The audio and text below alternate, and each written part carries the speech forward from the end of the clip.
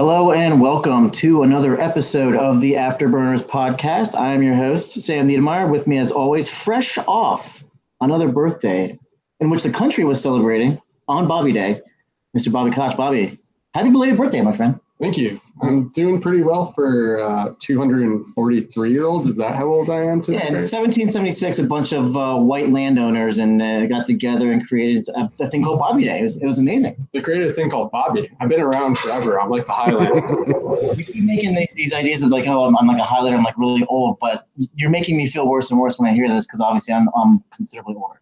No, I mean, you're only in your 30s. I'm 240 something. I've got many years on you. Don't worry. I think it was fun to see everyone rally around together and kind of give you some love on social media with little nice video compilations, some nice tweets.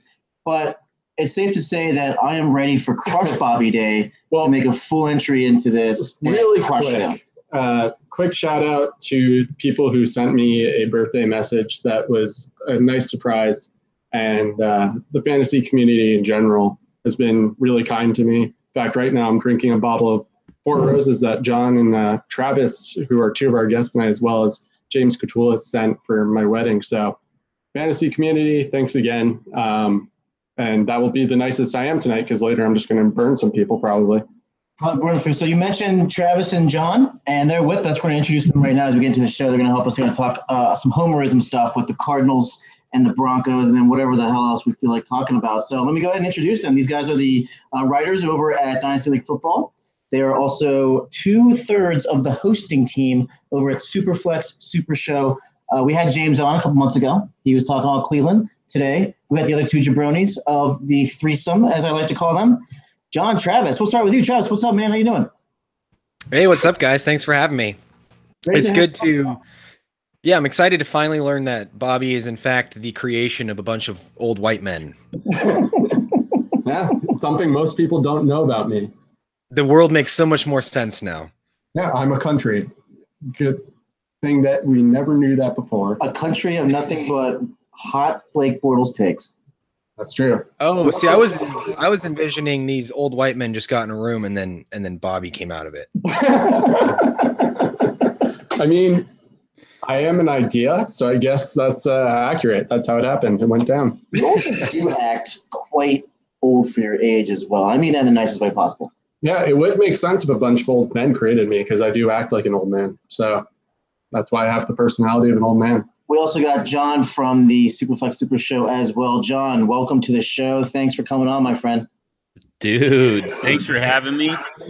And happy birthday, Rec. I don't know if anyone calls you that, but they should. Everyone should. Somebody does now. Never called me that out loud before. I've heard Really? of things, but never Rec. Yeah. So I just started something new in the 200 however many years history. I just founded a new territory essentially. Yeah, you know what the most common one is? Just to go off on a very quick tangent, it's Bobo. I don't know why that's become the most common one. It kind of reminds me of the clown, but that's it. Is that just like the fantasy community, or is that like your other friends too, right? Like pre-Bobby fantasy. That was in high school too. Yeah, and somehow it came back. I actually was in like a couple of group text messages or emails or something like that for your bachelor party and a bunch of your high school friends. They were in high school. Those were college friends. Oh, right. And they just started calling me it randomly. They didn't know that was a nickname in high school. So watch out. Your high school nicknames could come back, and some of them may not be as flattering as Bobo. That's not too bad. It's not too bad. We got a great show today for you. Like I said, we got Travis and John from the Superflex Super Show podcast. They're just going to come on. We're going to talk Cardinals. I think, Travis, you're the Cardinals fan, right? And then John is the Broncos fan. We'll go into a little bit of Sam Bradford, Josh Rosen, Case Keenum, maybe Paxton Lynch. I don't know. I kind of want to talk Chad Kelly. We can talk about Paxton Lynch. We might as well. One last time. We're specific. Chad Kelly. With the Cardinals going to talk about Christian Kirk just to annoy John. Oh, Yes, God. yes. Yeah, why not? Just somehow he comes up. So we just had an episode of the Super Show release today, and we played Tinderflex. And I don't want to give too much away, but Travis finds a way to end up in the loving arms of Christian Kirk in the most the most interesting and amazing ways. It'll blow your mind how he ends up how he finds Christian Kirk. It was pretty epic. Yeah. I'm Epic is a pretty word for it. Yeah. I'm pretty excited to hear that over at the Superflex show. It's at Superflex on Twitter, right? That's the handle? At Superflex Show. Oh, sorry, yeah, at Superflex show. So, all right, guys, let's get started. Why don't we go ahead and introduce yourselves, Travis? Where can the people find you over on Twitter or any other handles? John, you follow up, and then we'll get the show cracking. Yeah, you can find me at Travis NFL on Twitter. And yeah, follow the show account too, at Superflex Show. That's pretty much it. Yep, and I'm at Superflex Dude. And again, yeah, start with the Superflex Show, and then it just kind of trickles down from there. And you can find me at Wrecked Fantasy. That's REKED Fantasy. You can find my work, as always, at Dynasty League Football on 2 quarterbacks. And this is the Afterburners podcast. My friend Sam can be found at The Needy One on Twitter. And he has a pretty dope Instagram handle as well. And we're dropping the Insta in honor of Mike Gervais. Yeah, okay. I'm at the Needy. Everything's just at The Needy One. It's all there. And don't forget to, we're looking for reviews, right? Do we have one yet? We got 1 review, so we're still looking for some more reviews. Just a reminder, if you review and rate the show, and it doesn't even matter what you rate it, if you just leave us a review, if we get to 10, we're going to start making shirts with our logos, and we will give out shirts to the first 10 people to review it. And then after that, we may start selling the shirt. Not sure, but you will get a free shirt if you review the show. And one lucky winner of one of those 10 shirts will get a kiss on the shirt from Bobby with lipstick on. That's what we're gonna plug, and people are gonna want that. So before we get started, I have to tell you guys, Bobby got me started listening to you, the Superflex show, Superflex Super Show, and I have to say I do a terrible job of giving recommendations for fantasy football on Twitter, because most of my tweets are just random musings of my mind because I'm a psychopath. And I have to say your show is among my favorite, because I think it's the 3 of you, also with James. He's at _James the Brain, if you guys want to follow him as well. The 3 of you have such a great rapport. The editing sounds great. It's very, very well done. I say, guys, you do an excellent job, and it's just a really good hour plus of listening. So really, really well done show, everyone. You got to check it out when you have a chance. Do you guys want me to leave? I can leave so you can be alone. At least dim the lights. No, really appreciate that, Sam. That's a huge compliment. Been listening to you guys for a while too, and this is personally one of my favorite podcasts to listen to. So it's an honor to be here and to accept your praise. Yeah, let the circle jerk begin, gentlemen. I would say it'd be nice to see you, John, but we all know, as the viewers know, you're probably naked, so we can't see you. Correct. On YouTube. This is normally Afterburners is a little bit not safe for work. This is like the X-Steamy XXX version of that. Correct. We had a pretty NSFW one with Shane too, DFS Shane. So, all right, guys. Travis, you are a Cardinals fan, right? That is correct. So, first question I want to ask you is, what do you think about the Sam Bradford contract? The contract specifically, I mean, I like it, honestly. I'm okay with it. We didn't know going in if we were going to be able to draft anybody, so I'm okay with what they did there in the free agency period. I mean, you got to lock down somebody, and obviously we did not win the Kirk Cousins or even the Case Keenum sweepstakes. So Sam Bradford's okay for leftovers. I'm glad, though, that they finally made a move and realized that they need to actually try to lock down a franchise quarterback and made that trade in the draft. So I like both. I like both signing, or I like the signing and the draft pick. Yeah, it's great. I think we all on the same page. We love the Rosen draft pick. We thought it was great. I know Bobby is really happy that Josh Rosen is not a New York Giant and is instead an Arizona Cardinal. I didn't really know that the Bradford contract was actually kind of protects the Cardinals from injury too. Like there's all these incentives and bonuses that if Bradford's injured, he's just not going to hit. Yeah, and I think if I remember correctly, the second year is pretty much all team option So it boils down to a 1-year deal. And it'll probably be that because they drafted Josh Rosen. So I think they did that as a fail-safe, not knowing if anybody was going to fall to him. And the fact that Rosen fell to 10 and they were able to make that trade up was pretty crazy. I mean, that just kind of worked out perfectly.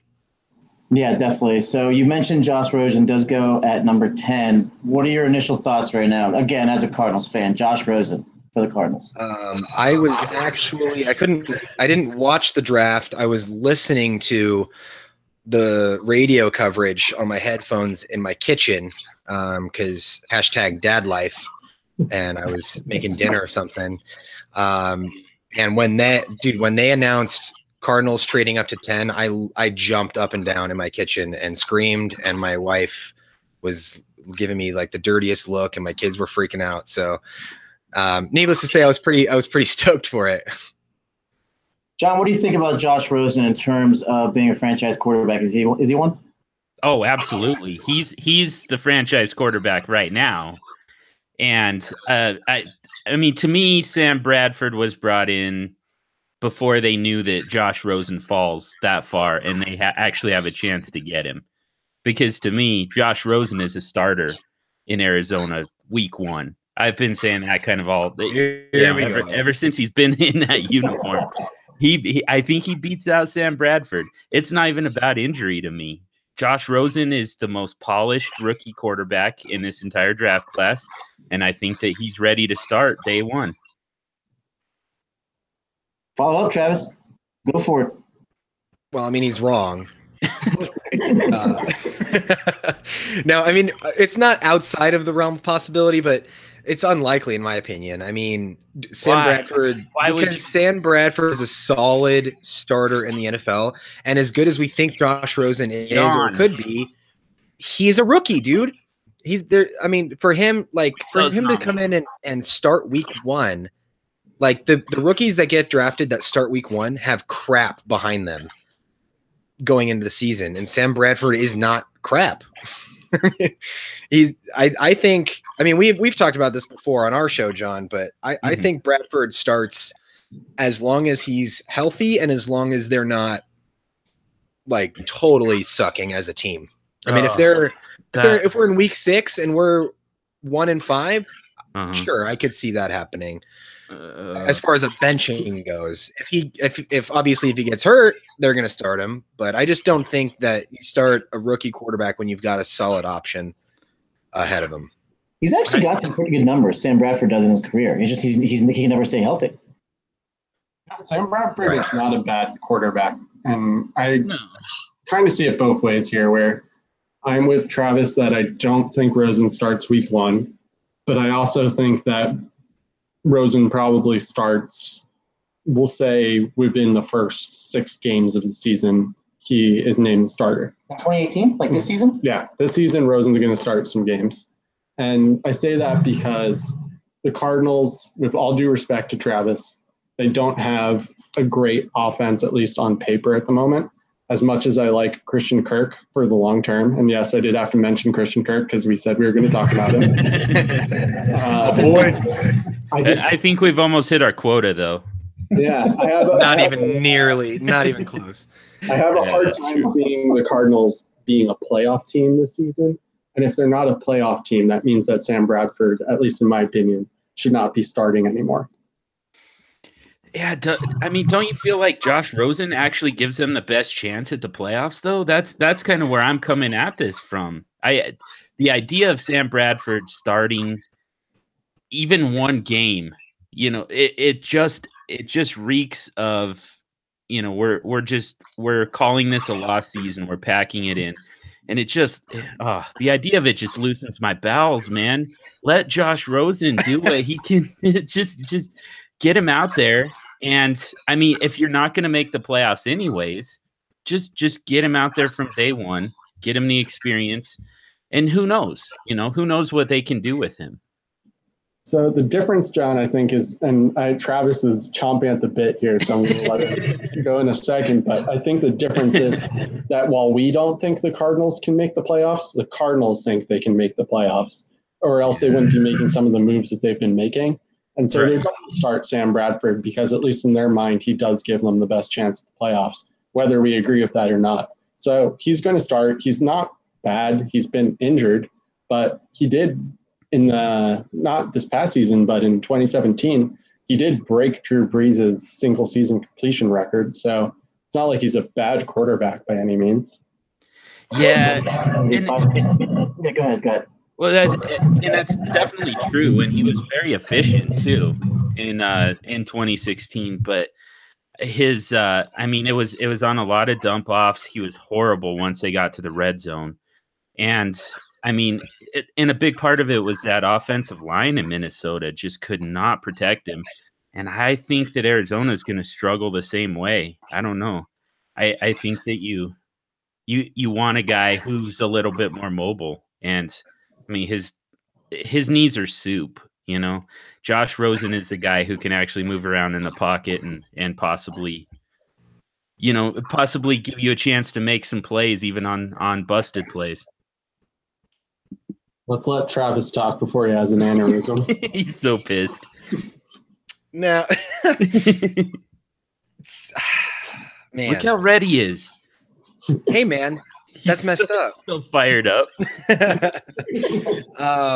That's all no, it takes. so listen, I like Josh Rosen, dude, but it just boils down to he's a rookie. And the Cardinals, like Bobby said, think that they don't think they're in a rebuild.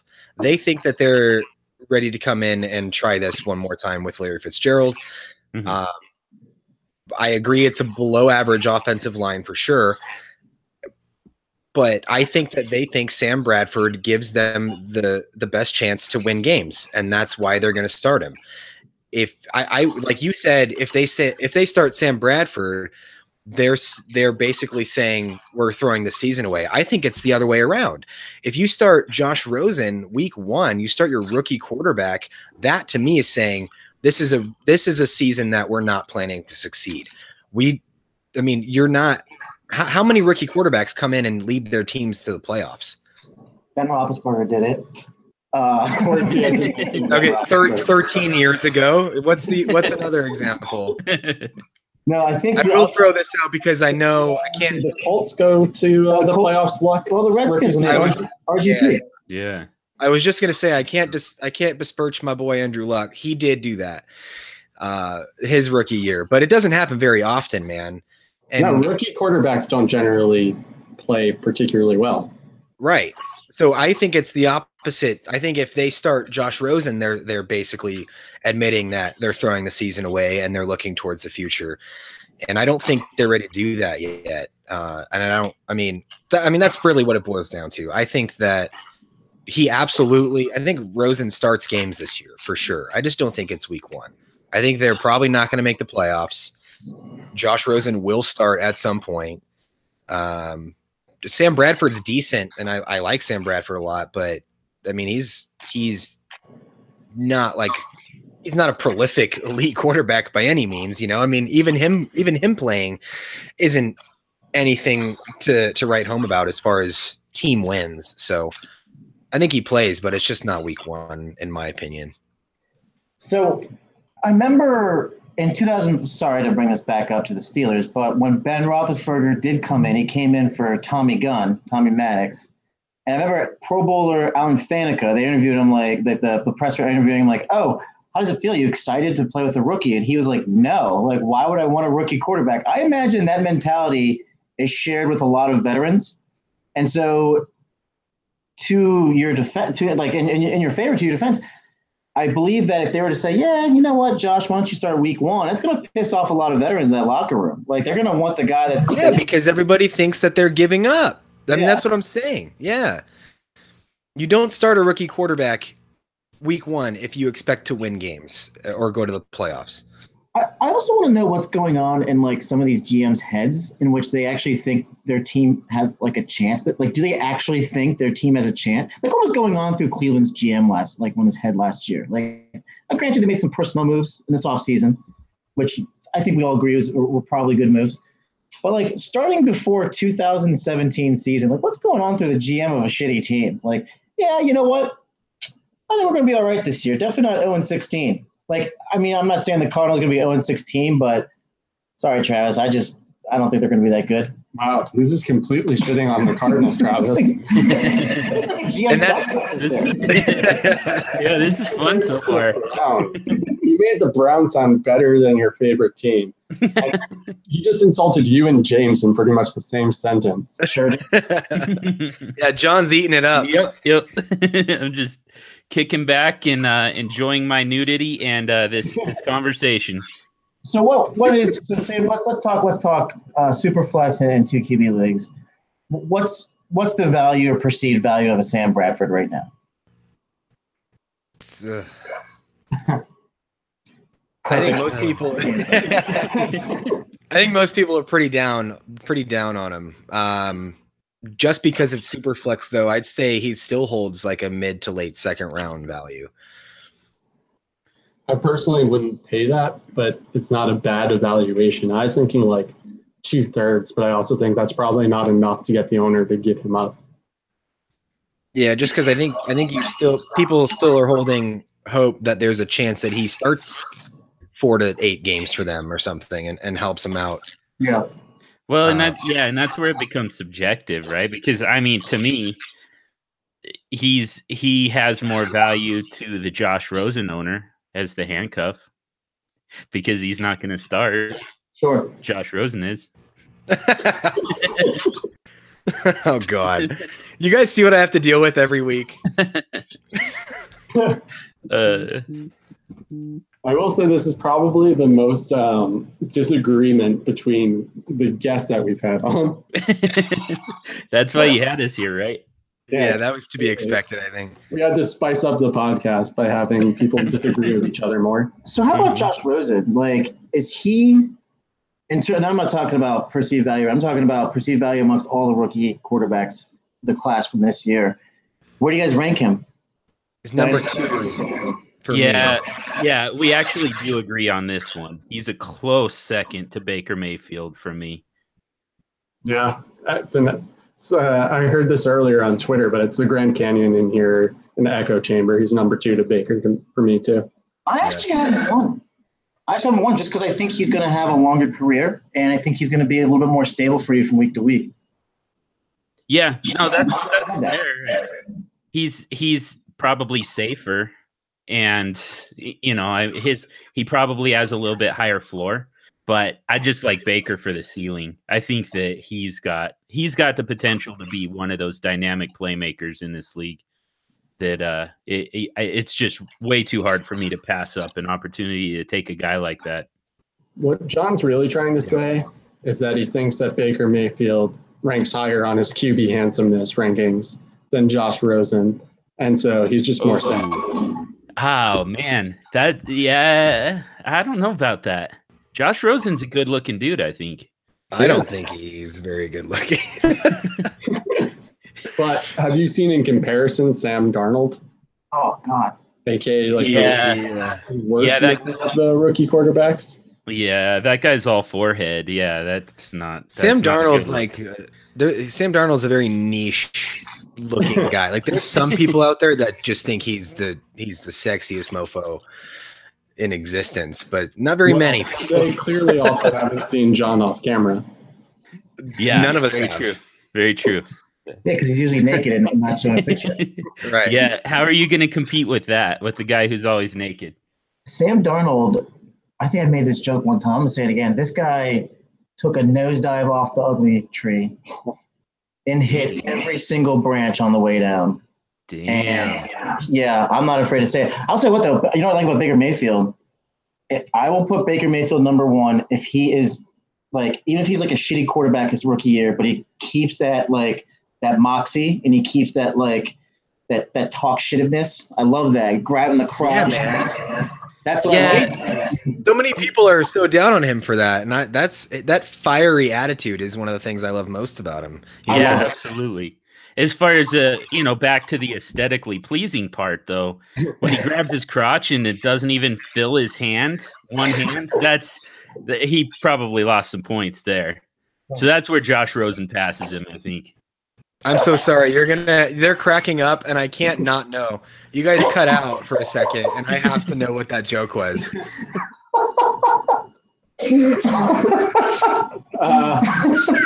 So John said this goes back to the aesthetically pleasing part where Baker Mayfield grabbed his crotch and it didn't even like fill up his hand.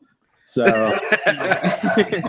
yeah, less than a handful. That's not a good thing. That's a big deal because another knock on him is small hands. guys, So that's even worse. Baker Mayfield has his like burn book or whatever it is, or like people who say negative. John just made it. Yeah, we just jumped to the top of that list apparently. For the record, I did not.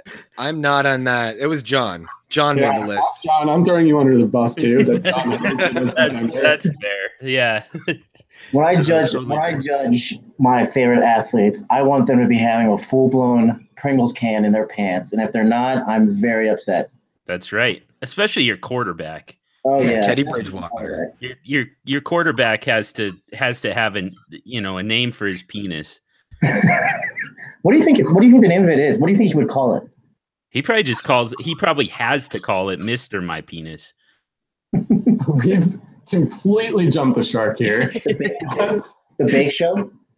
I'm just enjoying being on a podcast where I can talk about this stuff and not just stats and Travis's love for Christian Kirk. We're definitely an NSFW podcast, that's for sure. Yeah, love it. All right, What have you called it? I'm not. Go ahead. I'm done. No, go ahead, Travis. Go for it, dude. I was gonna say, what if you called it the pastry chef? Because he's a baker. Oh, nice. Little bitty pastry chef. Baker's definitely good. Oh, damn it! Now I made the list. But we're going to have to edit some of this out because this is going way too long. All right, let's change gears from Baker's to Claire, and let's go toward John's neck of the woods in Denver. John, you excited about Case Keenum joining your boys? Oh yeah, I love it. I have no idea about the size. I have no idea what he's packing, but I do know that Case Keenum had an unbelievable season last year, very underrated, and I almost made my afterburner of the week. The way Minnesota Vikings fans view their quarterbacks, regardless of who it was. But in this case, Case Keenum gets you to the NFC Championship game. You go 13-3, then you get steamrolled by the best team on the planet, and all of a sudden, Case Keenum was just a flash in the pan, a one-time thing. I can tell you guys for a fact that he is outperforming both Paxton Lynch and Chad Kelly by several miles right now in OTA. Inside information right there. Yeah, it's not even close right now. I'm looking at Case Keenum's numbers last year. He gets some good numbers. You're right, 3,500 yards, 22 touchdowns, only 7 picks, 67% completion percentage. The only thing I think that you could put a knock on him, at least from my end, is those are way above his statistical averages year in, year out. So I don't necessarily think he's going to have a big drop off, but you could make the argument that he is looking to regress ever so slightly. Yeah, possibly. I mean, I think that we could probably say that about just about any quarterback who's ever had a breakout season, So, and that's kind of what I'm looking for here is the fact that this is, by the way, Case Keenum threw for over 5,000 yards and what was it, 40 touchdowns or something like that. He was the most prolific passer in college. Yeah. I think he went to Houston, if I remember correctly. Yeah, exactly.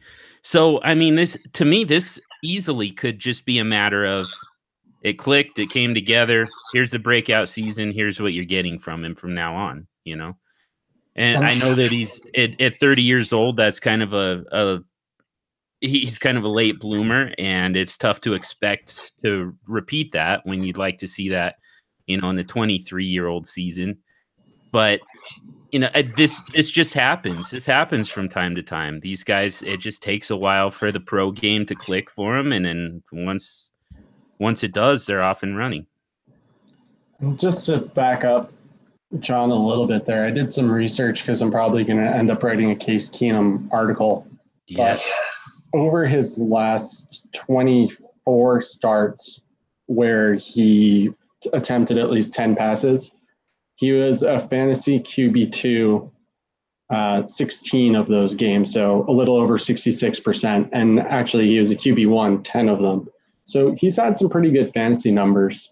And he's going very, very cheaply. In one league, I actually traded Sam for him.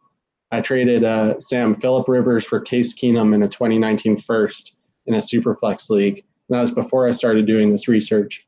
I know he's going from – the one thing I am concerned about with Case Keenum is he had Pat Shurmur as a coach before, and Pat Shurmur has somewhat proven himself, at least to me, as a QB whisperer, which I'm hoping he takes to the Giants with him because we need that for Eli Manning and whoever else comes after Eli Manning. But He certainly has data. I haven't looked too much into that's actually Gettleman. I haven't looked too much into the coaching in Denver to see their history with developing quarterbacks, and that's going to be part of my research for that article. So, John, if you know anything there, feel free to enlighten me. Hey guys, you can find that article. It's going to come out here soon. Not sure when, but Bobby will definitely tweet about it on Dynasty League Football. Travis, are you on the Case train? I mean, kind of. Not to the extent that John is, though. My issue really is, I mean, basically what John just said. I mean, how often does a 30-year-old quarterback all of a sudden and turn into a franchise QB who wins playoff games?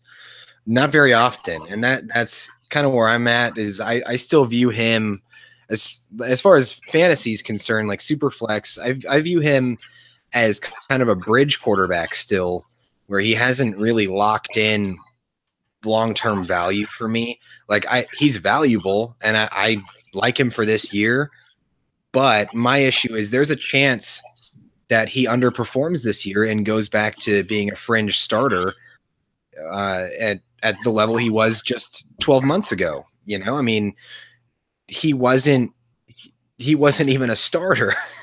So that's where I'm just more hesitant. I like Case Keenum. And obviously he impressed last year, but I view him as a very temperamental asset, I guess you could say, in that he could easily just fall or rise either direction.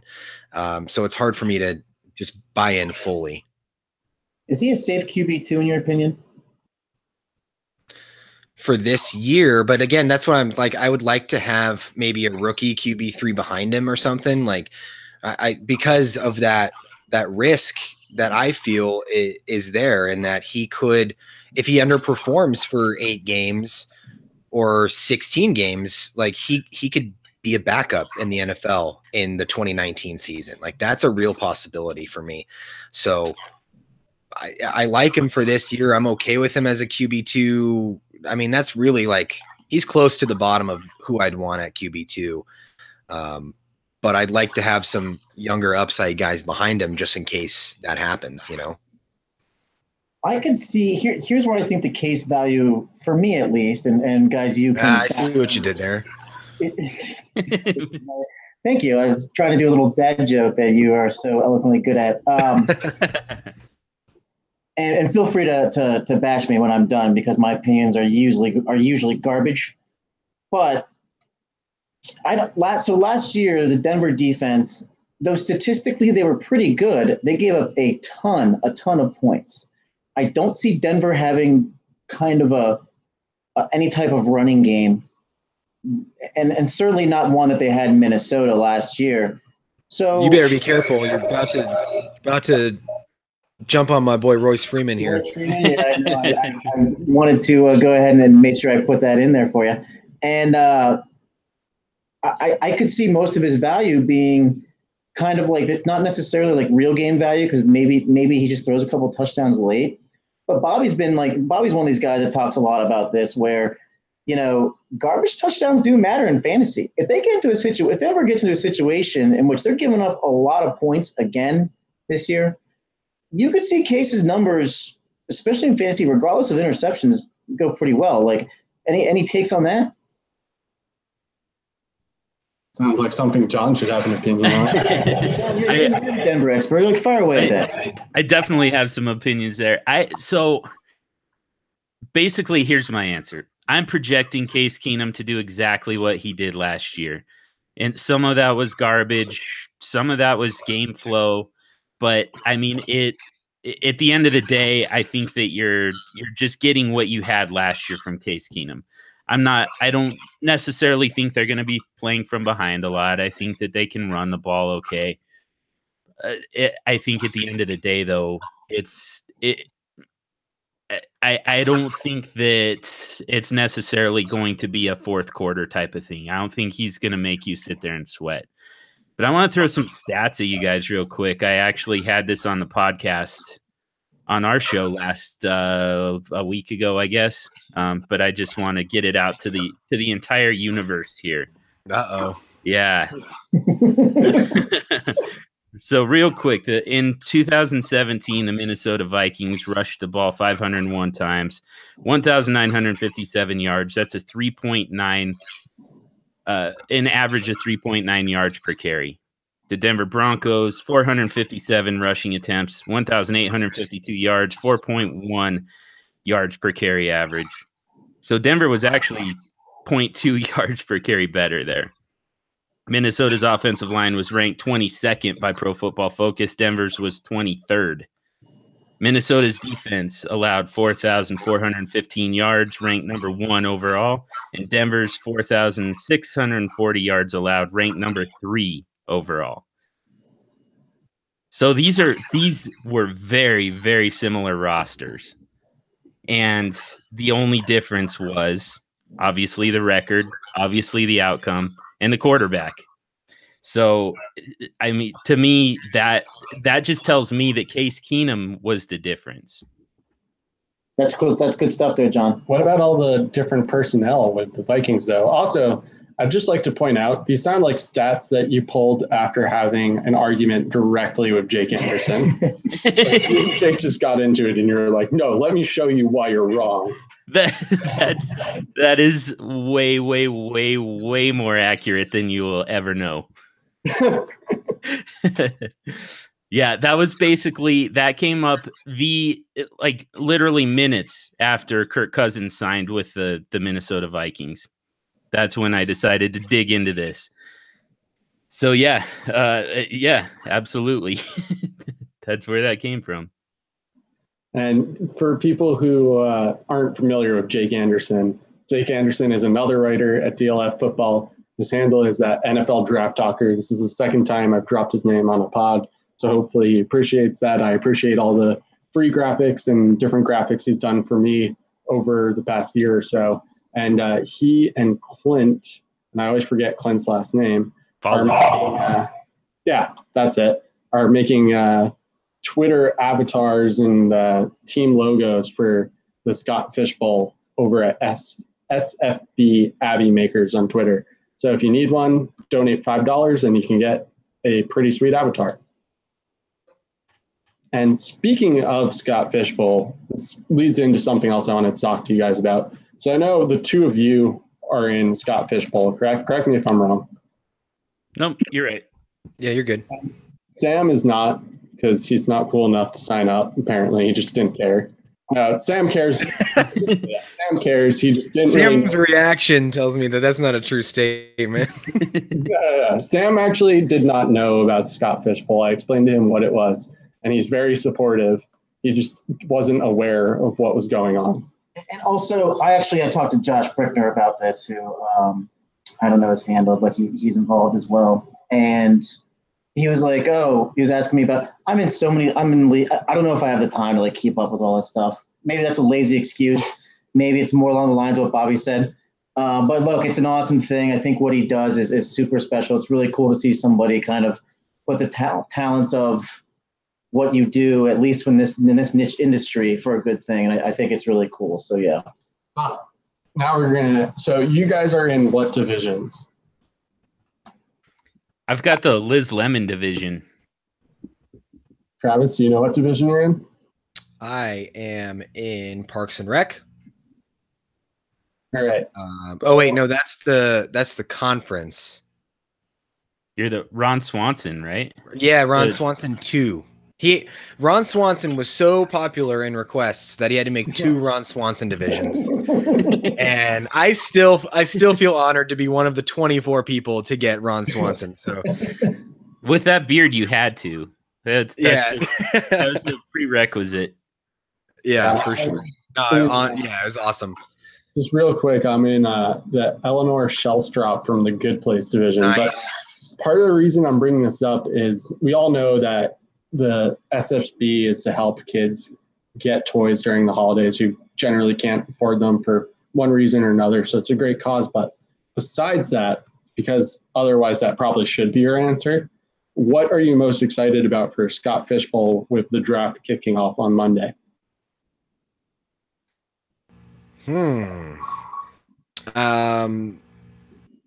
Honestly, last year it was really cool that the way that it connects analysts and fans within the industry is probably my answer, as lame and corny as that is. But last year I met some really cool people that were in my division, and we still communicate and we go back and forth on fantasy stuff. So and I would have never met them if it wasn't for the Scott Fish Bowl. So I think that's probably the coolest part for me, obviously, other than the $25,000 that Scott Fish has raised this year alone for Toys for Tots. So it's pretty awesome.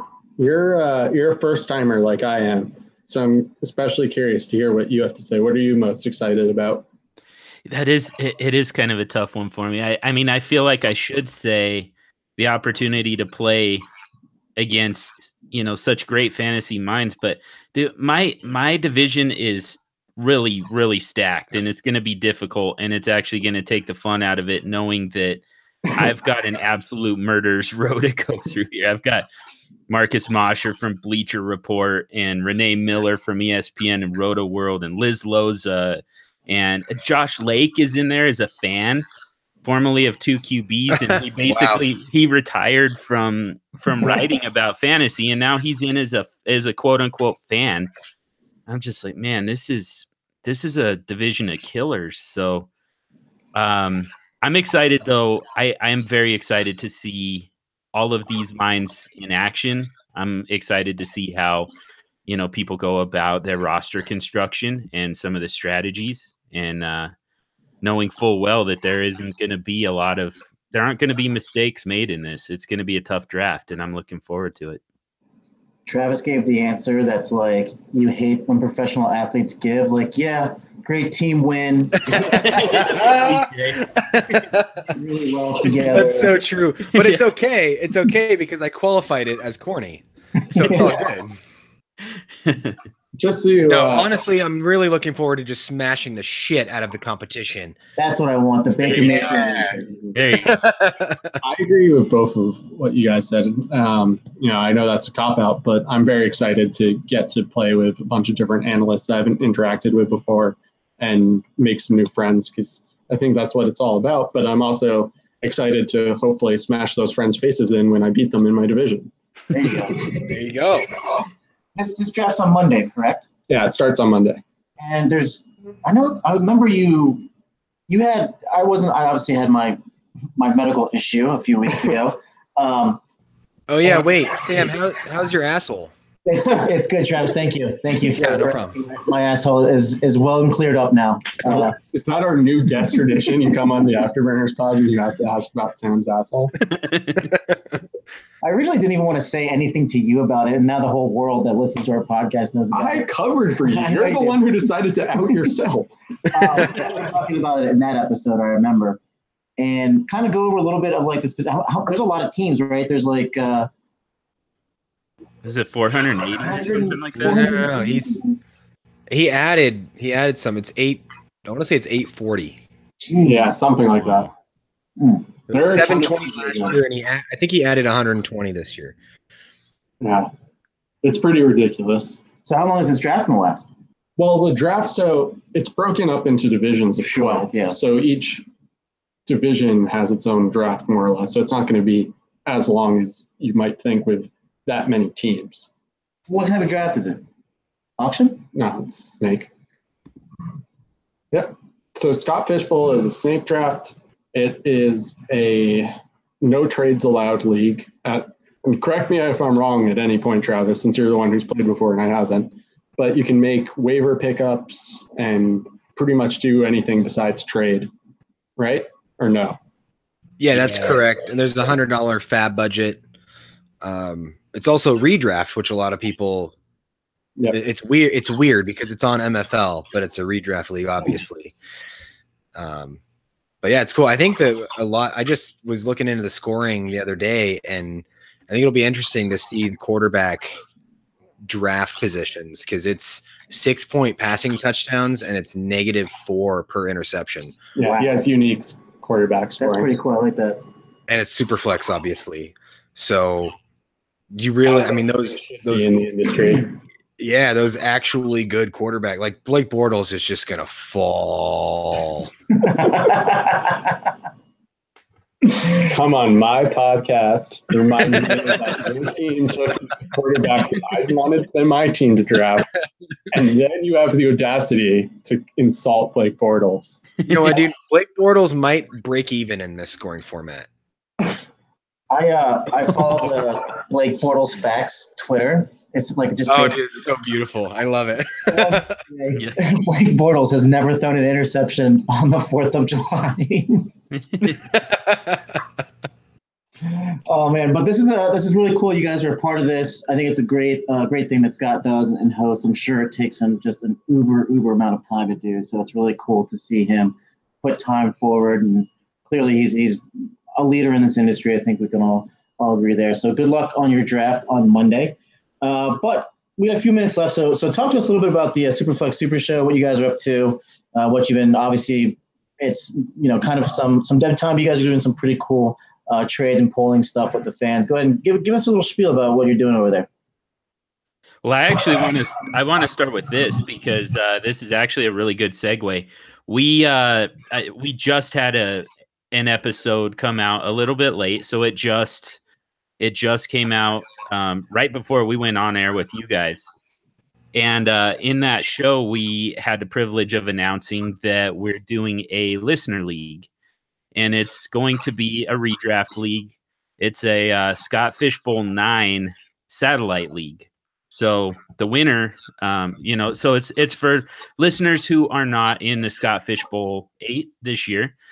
Can join, and the winner gets an entry into Scott Fishbowl 9 next year. So Sam, you're welcome. Yeah, I was going to say, sounds like Sam's signing up. There we go. Just furious button typing. Yeah, we're pretty excited about it. It's cool. I mean, obviously Scott agreed to let us do that and give away a spot next year.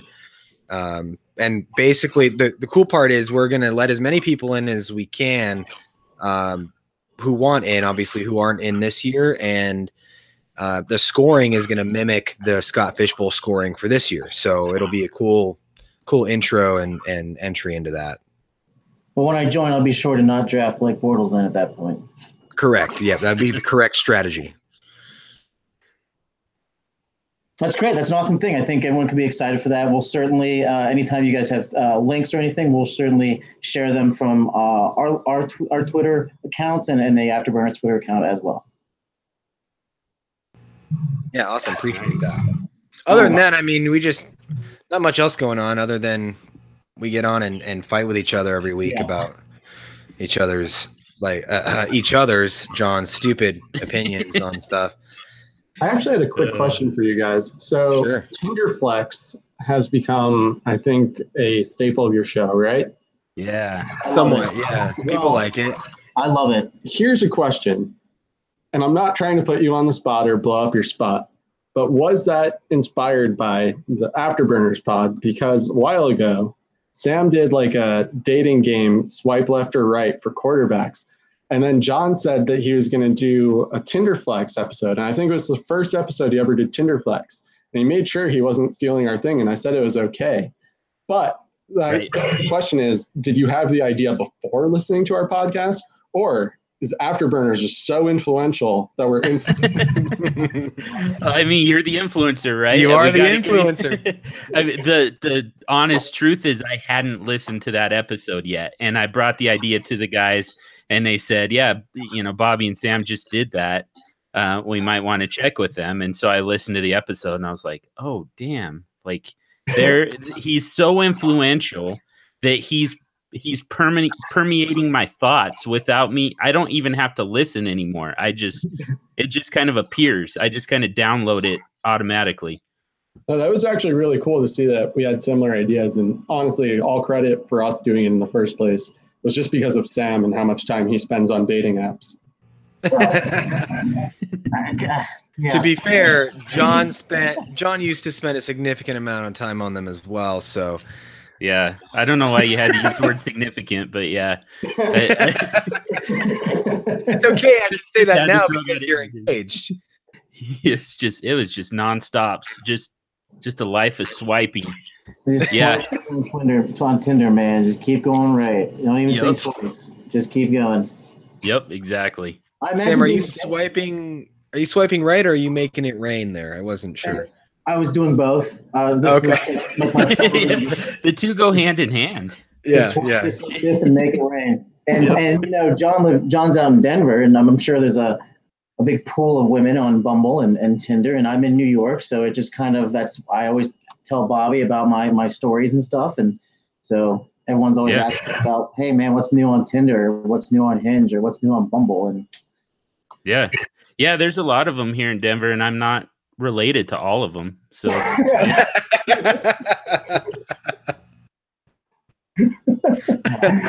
look, there's nothing wrong with that, right? There's nothing wrong with that if it's out in Denver. But yeah, I think as long as it's third cousins, you're okay. Yeah, third cousins 0 removed, or second cousins twice removed. That's been a great segment of your show, though, and definitely appreciate it. I just had to ask because I never asked you guys. I really wish that you came on our podcast to put you on the spot and see if it was us being the inspiration or not. But you guys have that. You also have you done your nuts in a while? I feel like that's kind of fallen by the wayside, right? We still do that a little bit. We did a three. We called it Trace Margaritas last week, and we did 3 10-round mock drafts, and we threw in some your nuts. We threw in your nuts on that one. We have such a hard time saying that without giggling. So we threw that in. Every third round we would have a reach for your nuts. As long as you're not there's no way to say it. Goods, John. Yeah, exactly. All right, love the show, guys. Again, everyone, you can follow them over at Superflex Show. That's the Twitter handle, correct? And then also, you are a Dynasty DLF Family of Podcast official show. That's correct as well, right? Yep, indeed. Awesome. Yeah, we're honored to be part of that. Some great shows over there. Yeah. You can subscribe to the DLF podcast feed, which is cool because you get all 5 or 6 or 7 of them all in one podcast feed. So that's pretty awesome. Really awesome stuff. Love the show. Continue to do what you're doing. We're gonna go. We have our final piece of the day. We'll always go to is always the afterburns. I know you guys got some good burns for us lined up from the previous week or month or whatever, or whatever it was. Who wants to go first with their afterburn for this week? I think Travis should go first because he's been talking about his. So I can't live in suspense anymore. I mentioned it once, but we can count that as talking about it. That's fine. So mine might come off as a little bit of an asshole afterburn. Haha, see? Basically, it's fireworks. And so before you jump on me about it, let me frame this a little bit. I'm a father of 5, and this isn't all fireworks, but so there's two specific situations I'm thinking of. We went to a fireworks show, 4th of July, obviously, this past week. And so these things are late, right? Obviously, it's got to be dark. And in Arizona right now, it doesn't get dark till like 8 o'clock. I don't know about the rest of the world. Anyway, so this thing starts at 9 o'clock. And I've got 5 kids ranging from 11 to 0, right? And so we're parked on the side of some fucking road somewhere. And we're like sitting out like on the dirt on the ground. And so my first afterburn is 45-minute long fireworks shows. They don't need to be that long. give me 10 minutes, give me the finale, and let me get the F out of there. Okay. Yes. My second burn is neighbors doing fireworks in the street until 2 a.m. I don't mind people setting off fireworks in the neighborhood, but dude, like midnight, 11 o'clock, like, come on. Nobody wants you coming out at 2 a.m. setting off fireworks. I got dogs. I got kids. I'm an old ass grumpy man now. Just let it go. You would have been very upset in Brooklyn last night because there was fireworks going off in front of my apartment with like cars driving around, people on bikes until like 3 or 4 o'clock in the morning. I think I put out a couple of tweets on my Twitter, and then there was people shooting the fireworks at like businesses and other people in Crown. Oh, it was crazy. Like, you would not have been a fan where I live. That's why I can never live in New York, man. Bobby keeps laughing, like he's got this like mischievous laugh, like, yeah, that was me. No, you caught me. No, I saw the videos, and I didn't even think, like, I woke up this morning and I saw a video of a woman in Brooklyn walking around with what looked like a rocket launcher. It's like a mile away from my house. Yeah, and she was just like shooting at businesses. You could see people away being like, oh shit, I'm going to die because of this idiot. And I'm laughing because like I'm a terrible friend, and I didn't even think to like text to see if Sam was alive or my other friend. Oh, they're fine probably. They actually made it onto the Barstool Sports Instagram. If you guys have that, they show the entire minute clip, and it's actually kind of dangerous, but it's kind of funny to laugh at. Oh man, John, you got a burn? Yeah, I kind of had a hard time deciding on one, to be honest with you guys, because over the weekend I went to Portland, and I had several of them come out of that trip. Portland is a lovely city, but yeah, I had some pretty bad experiences. But it all comes back to, for me, the flight over there. We get on the plane. It's been over 100 degrees every single day in Denver for 2 weeks now. And we get on the plane. I'm not going to say the airline because I actually really do like the airline. But this particular flight, we had to sit on the plane on the runway for 45 minutes with no air conditioning. They don't turn on the air conditioning in the cab. And for whatever reason, we just sat there. And I kept getting various excuses why we couldn't actually take off. And I finally just kind of figured out this is what it has to be. This pilot doesn't know how to fly this thing. He's never done this before. He has to learn real quick. I don't know if he has to read the instruction manual or watch a YouTube video or something, but he doesn't know how to take off. And then we finally did take off, and it was just turbulent as hell. And then when we landed in Portland, we did the thing where you fishtail all over the place, and you're not totally sure if he's going to get it stopped before we run into the terminal. And it just confirmed it for me. That was this pilot's first flight, and I was on it. And I had never even thought about it. There's a first flight for every single pilot.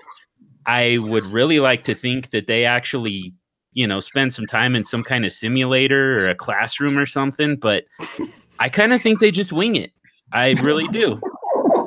Well, I'm glad you're still with us, John. Thank you. That's like terrifying. It was horrible. Oh man! But did you get any peanuts? And were either of them assaulted? That's a good reference to your episode from last week, man, with that peanut joke. I had never laughed so hard. So my burn is somewhat similar to yours, John, but it has nothing to do with flying, so I guess it's not similar at all. It's been there's a heat wave going around the country. New York's been sweltering. I got to burn the 4, 5, and 6 trains on the east side of Manhattan. For some reason, number one, there's obviously like 50 million people always on the subway, but for whatever reason, they just don't have air conditioning on. There's no air conditioning in the subway because it's not ventilated like at the stations. Cool. But subways usually have air conditioning. 4, 5, 6 trains, which are completely packed at all times, no air conditioning. Like, if you need a good workout in New York, take the 4, 5, or 6 train for 40 minutes in this sweltering heat, and you will lose a ton of lbs. I'm sure of that. So I basically take that, come visit Bobby, and I have been a disgusting mess the last 2 times I've come to visit. You should get your pilot's license. I've heard it's pretty easy. Honestly, how I'm not holding my nose right now, guys, I deserve a medal. But so I guess I'll go into my burn, and I had to think about it for a bit, and then I realized what it was. So this past week, I've seen 2 movies, and one of them was Solo, and Solo is great. I'm not burning Solo. What I am burning is the trailers that came before Solo, because it's action movie after action movie after action movie. And without even looking, I could have told you it would have been like, in a world where one man has to save his family and he's ex-military, played by The Rock with no character whatsoever, and there's only explosions. It's a skyscraper. It's Kong. It's whatever you want to call it, one word. And also we have the music from Inception. And I felt like I saw the entire movie just in the trailers. They'd be like, look at this explosion. The Rock jumps away. Look at this explosion. The Rock also jumps away from it. And now he's on a train. High-speed car chase. And I've said this on Twitter before. I like action movies if they have plot and character development. That's why I like superhero movies. But like the random ones that are all just like Michael Bay explosions with no plot and bad acting, no thank you. They didn't at least rotate between The Rock, Mark Wahlberg, and Jason Statham? I swear every single one was either The Rock or some guy that they're like, you look close enough to The Rock that people Fun fact, those 3 movie stars you just mentioned, Travis, are each going to be running for president in 2020. So that should be That's going to be a tough choice. Yeah. Guys, we're all I'm just kidding. It's obviously Mark Wahlberg. And a mediocre action movie. Oh, man, we are out of time, guys. Really loved it. Thank you so much for coming on to the show. We're looking to have you on again as we get close to the season, during the season, and hope you can be a part of that. Nice. Thanks for having us on, guys. And again, Rec, that's the new nickname that comes with age. So happy birthday, man. Yeah, thanks. And that's the old new nickname, I guess. It's just people have called me it online. They've just never called me out loud before, so that's weird. Yeah, it was a pleasure, guys. Thanks for having us on. I had a blast. We'll definitely come back on later. That sounds great. So why don't you guys go ahead and give out your contact info and one more time, and then Bobby and I are going to wrap up. Nice. Yeah, it all starts at Superflex Show, and then from there, follow me at Superflex Dude. I am at Travis NFL, and our third compadre who could not be with us tonight is at _James the Brain. Check us out. Yep, and you can find me at Wrecked Fantasy. That's REKED Fantasy. Find my work at DLF Football, as well as 2 quarterbacks. Coming soon to a theater near you, Twitter Tough Guy, starring The Rock. At the needy one, just for Twitter Tough Guy. This is the Afterburners podcast. Don't forget to follow us on Stitcher, Podbean, and iTunes. Subscribe, review. We want to get up to 10 so that we can send out those shirts. And don't forget to check out the Superflex Super Show with these guys. That's a wrap. Thanks so much for listening. Have a great weekend. Until next time, keep it classy, Fantasy Twitter.